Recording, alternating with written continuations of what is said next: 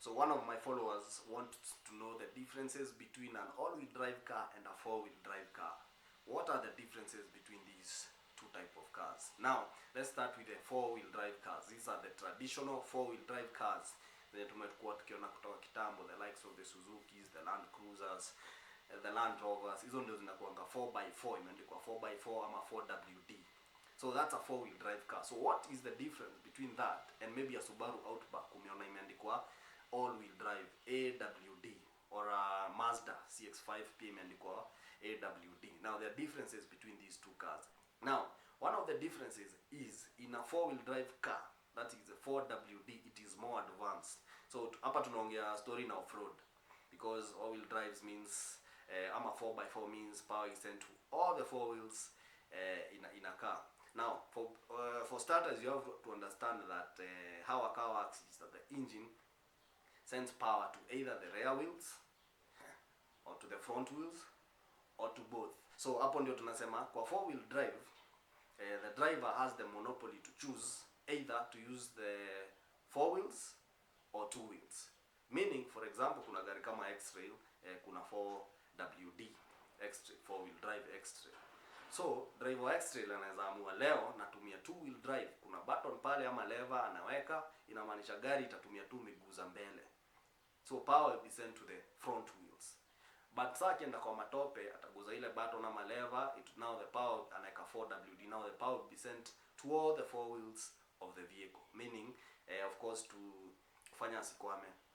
But now another driver has an all-wheel drive Subaru ama CX-5. So what are the differences? Now difference ya mse wa X-Trail na mse wa CX-5 ama Subaru is that mse wa Subaru cannot have that option. You don't have the option to choose either all-wheel drive ama two-wheel drive ama whatever. The car is 24/7 all-wheel drive. So what are the differences between these two cars?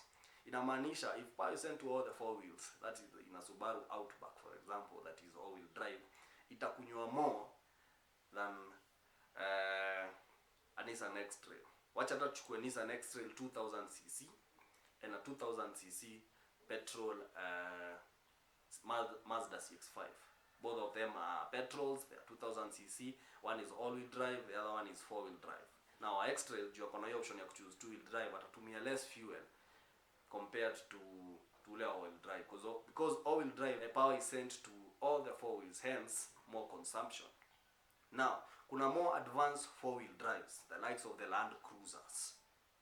Hizi za kwenda masafari, those are also four-wheel drives. So we compare that four-wheel drive, the advanced one, to a Subaru Outback. Which one is better and how do they work? Just like in the other four-wheel drive, like in an X-Trail, an advanced four-wheel drive can have even gear ranges for the four-wheel drive now. That's why unapatanga kuna Prado ama kuna Land Cruiser iko na the normal automatic gear, then hapo kando kuna gear, unaona hapo gear lever iko hapo, ujui ni ya nini, but looks manual.